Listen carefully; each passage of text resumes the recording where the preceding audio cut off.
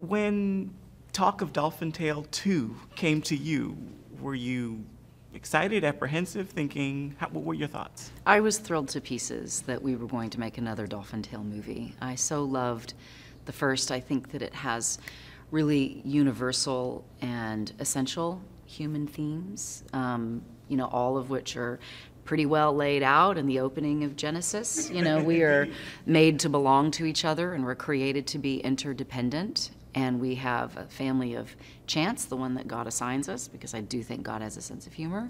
But we're also given the chance to create a tribe and a family of choice. And I think essentially that's what both the Dolphin Tale movies are about. Beautiful.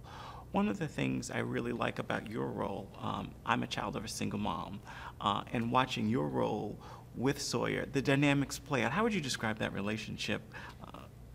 This one and the last. I think that there are many reasons why the movies work so well, and I give a lot of credit to our director, Charles Martin Smith, because they're fun, they're touching, they're about these irresistible mammals, they're about animal rescue, release, and return, animal rescue, rehab and release.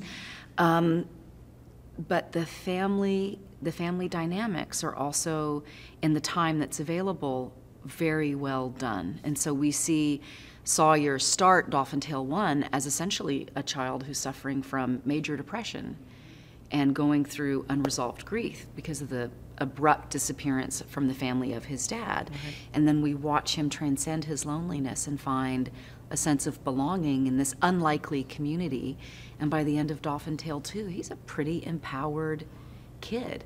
But again, it's another surrogate father figure, played by Morgan, Absolutely. who helps impart this word of wisdom. And that's one of, I think, the key things about us, and that's also shown in the movie.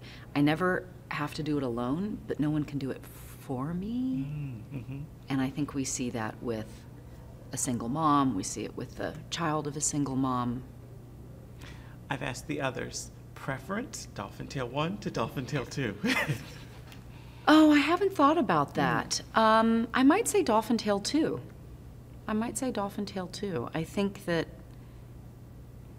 I think it's a particularly wonderful film. Your thoughts on the Dolphins? I really feel like they are the stars, and you guys are sort of the supporting supporting cast for these creatures. Your thoughts on them? Sensitive, funny, joyful. I know that this is sort of confirmation bias, but they certainly seem to be capable of a complex range of emotions, just like we are.